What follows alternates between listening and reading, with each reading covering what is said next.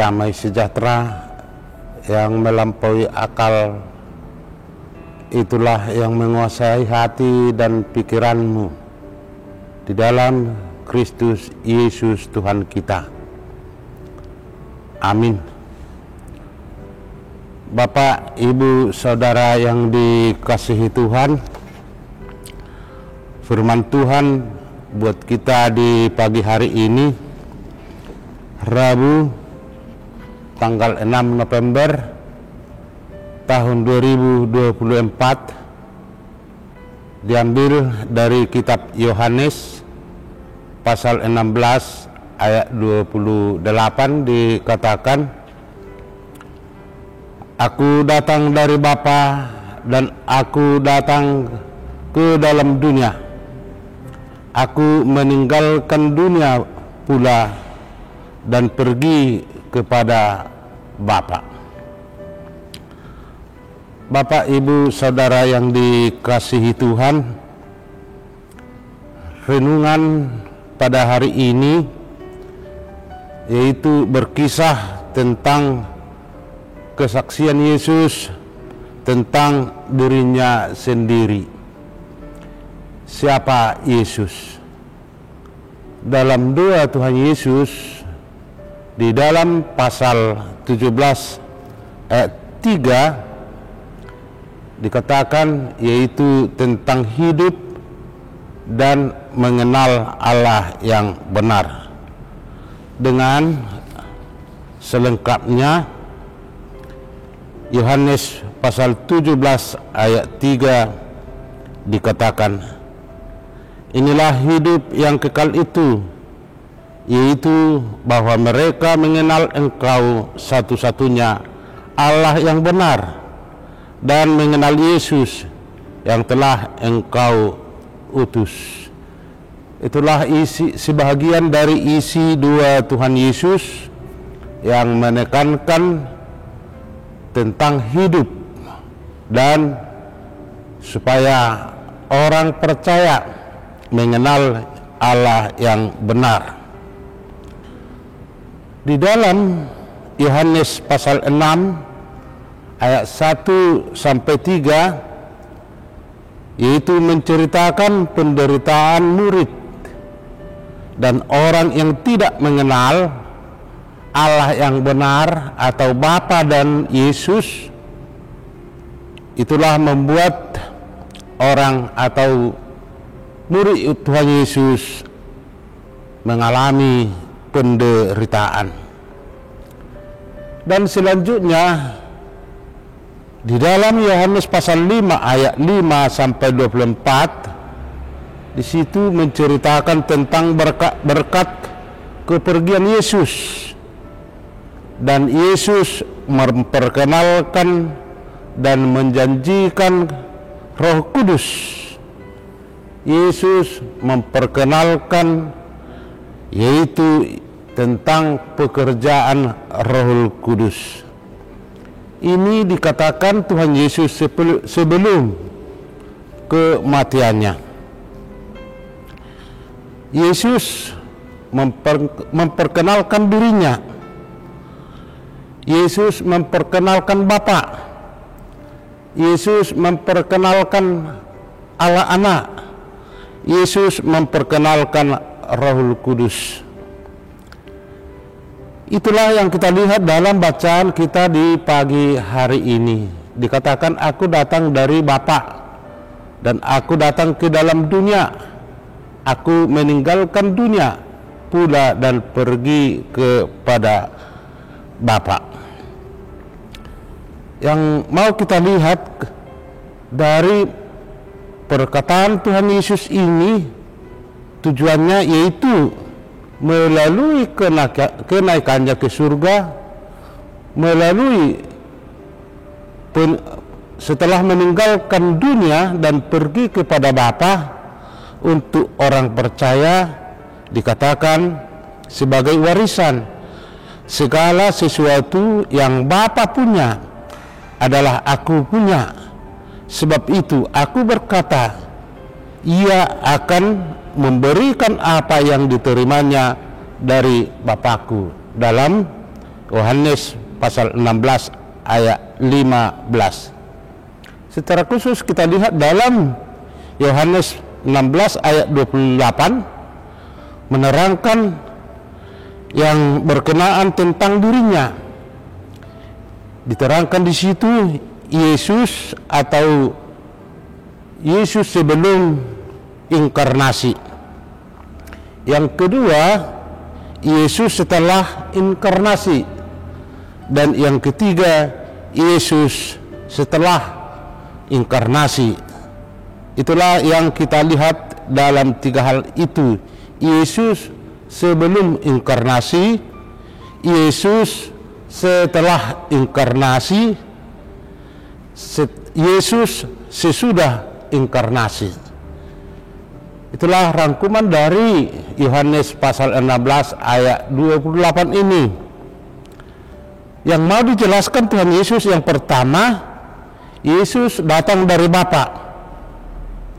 Dalam Mazmur 33 ayat 6 dikatakan, oleh firman Tuhan langit dijadikan, oleh napasnya, mulutnya, segala tentaranya. Jadi firman itu adalah Allah sendiri atau Yesus sendiri, sesuai dengan Yohanes pasal 1 ayat 1. Dikatakan pada mulanya adalah firman. Firman itu bersama-sama dengan Allah, dan firman itu adalah Allah.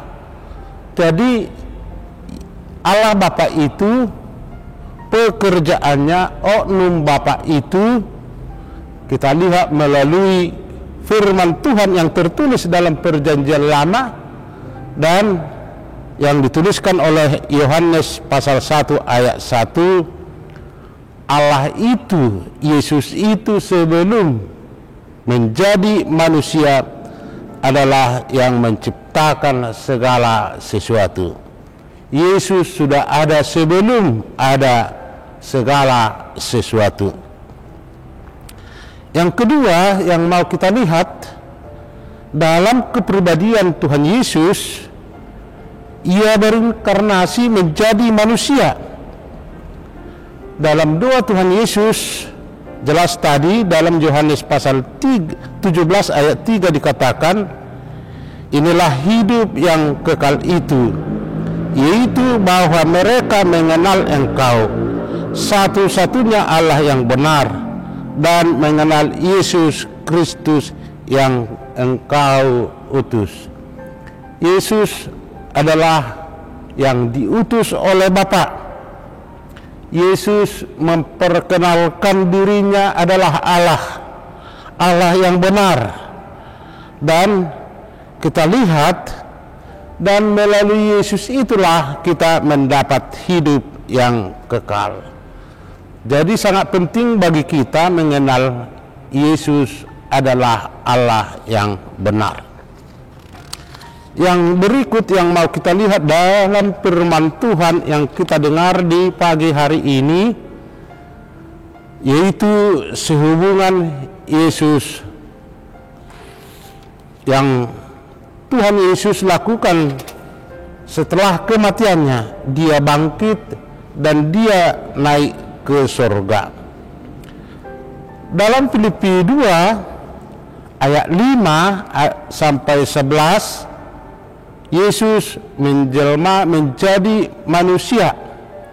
Apa yang dikatakan oleh Paulus tentang Yesus, itulah yang kita lihat dalam Filipi 2 ayat 5 sampai ayat 11. Dikatakan, hendaklah kamu dalam hidupmu bersama menaruh pikiran dan perasaan yang terdapat juga dalam Kristus Yesus, yang walaupun dalam rupa Allah tidak menganggap kesetaraan dengan Allah itu sebagai milik yang harus dipertahankan, melainkan telah mengosongkan dirinya sendiri dan mengambil rupa seorang hamba dan menjadi sama dengan manusia, dan dalam keadaan sebagai manusia ia telah merendahkan dirinya dan taat sampai mati, bahkan sampai mati di kayu salib.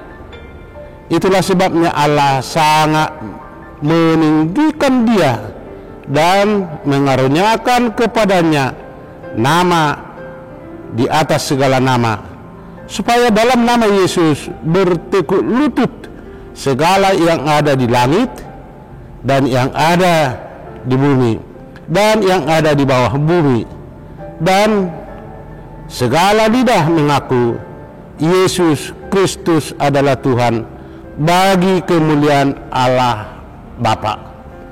Itulah yang dikatakan oleh Paulus dalam Filipi 2 ayat 5 sampai ayat 11. Melalui perkataan atau yang dijelaskan oleh Paulus ini, kita lihat Yesus datang ke dunia ini untuk merendahkan dirinya. Allah sendiri merendahkan dirinya. Dia mau menjadi manusia dan diam di antara manusia, taat melakukan tugas yang diberikan oleh Bapa kepadanya. Sekarang itu dimintanya karena tugasnya di bumi telah selesai. Itulah yang kita lihat yang berhubungan dengan ayat 28c. Aku meninggalkan dunia pula dan pergi ke dalam Bapa. Yesus meninggalkan dunia dan pergi kepada Bapa. Yesus berinkarnasi jadi manusia.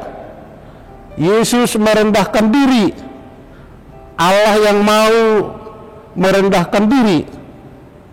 Cuma iblis yang tidak bisa merendah diri, karena memang itu sifatnya. Jadi melalui kematian Yesus Kristus sendiri yang mau merendahkan dirinya, yang mati di kayu salib, adalah untuk penebusan dosa kita. Dalam konsep dalam Yohanes pasal 16 ayat 28 mengungkapkan supaya kemuliaannya. Dahulu kita lihat di sini kemuliaannya pada mulanya. Sekarang yang kita lihat yang dia mau menjadi manusia akan dipulihkan kembali karena sudah menyelesaikan pekerjaannya di bumi ini. Inilah yang kita lihat sesuai dengan konsep doa Tuhan Yesus dalam pasal 17 ayat 3 yang dikatakan oleh Tuhan Yesus dalam Yohanes pasal 17 ayat 3 dikatakan, inilah hidup yang kekal itu, yaitu bahwa mereka mengenal Engkau satu-satunya Allah yang benar dan mengenal Yesus Kristus yang telah kau utus. Jadi dalam konsep apa yang dikatakan Tuhan Yesus kepada muridnya dalam Yohanes pasal 16 ayat 28 dihubungkan dengan doa Tuhan Yesus dalam Yohanes 17 ayat 3. Di sini kita lihat adalah konsep Bapa, Anak dan Roh Kudus sehakikat dan tidak dapat dipisahkan. Dalam kerjanya kita lihat oknum Bapa sebagai pencipta. Yang kedua, oknum Anak atau Yesus menjadi manusia untuk menebus dosa di kayu salib. Dan yang ketiga, pekerjaan Roh Kudus atau oknum Roh Kudus secara khusus dalam Injil Yohanes, di situ dikatakan tugasnya sebagai penghibur. Bapak, Ibu, Saudara yang dikasihi Tuhan, seperti yang dikatakan doa Tuhan Yesus, supaya kita mengenal Yesus adalah Allah yang benar, yang menciptakan langit dan bumi dan menebus kita, dan Yesus yang naik ke surga, Dia mengutus Roh Kudusnya untuk menghibur kita sekarang, dan pada saatnya kita akan bertemu dengan Allah Bapa kita dan Yesus Kristus dan Roh Kudus di surga. Itulah menjadi kebahagiaan kepada kita. Janganlah kita meragukan bahwa Yesus Kristus adalah Tuhan. Kepadanya lah kita berdoa, kepadanya lah kita menyerahkan segala kehidupan kita, dan Tuhan pada saat ini tetap hadir dengan wujud Roh Kudusnya yang menghibur kita. Kita percaya bahwa Yesus Kristus itu adalah Allah yang benar. Amin. Mari kita berdoa. Ya Allah Bapa kami yang di surga, puji dan syukur kami ucapkan di pagi hari ini. Tuhan, melalui firman-Mu yang kami dengar di pagi hari ini, Engkau mengajari kami bahwa Engkau adalah Allah yang Maha Kuasa, yang menciptakan langit dan bumi dan beserta segala isinya. Engkau jugalah yang mengutus anak-Mu Yesus Kristus Juru Selamat kami, yang mau merendahkan dirinya dan mengambil rupa manusia. Di dalam kerendahannya Engkau menebus kami di salib-Mu yang kudus. Darah-Mu yang kudus telah tercurah untuk menghapus segala dosa kami. Tuhan telah menjanjikan melalui kenaikan-Mu ke surga, mengutus Roh Kudus-Mu untuk menghibur kami. Tuhan, setiap saat kami akan melakukan sesuai dengan kehendak-Mu, supaya hidup kami menjaga kekudusan sesuai dengan Engkau kehendaki dalam kehidupan kami masing-masing. Tuhan yang Maha Kasih, Tuhan Maha Pemberi, Tuhan Maha Penolong, ke dalam kuasa tangan-Mu lah kami percayakan segala hidup kami.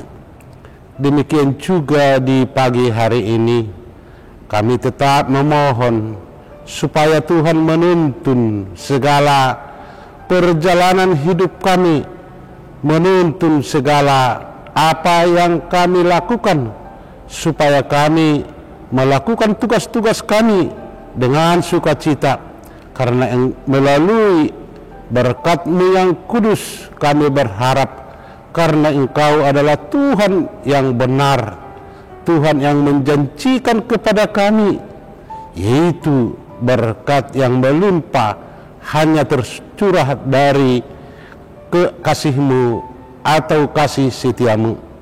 Demikian juga Tuhan, bila kami jauh dari hadapan-Mu, ingatkan kami melalui Roh Kudus-Mu, supaya kami tetap percaya hanya di dalam Yesus Kristus Juru Selamat kami. Dan segala saudara kami yang berbeban berat, Engkau adalah Tuhan yang Maha Kuasa. Angkatlah beban mereka, supaya mereka terhibur dalam menjalani kehidupan mereka.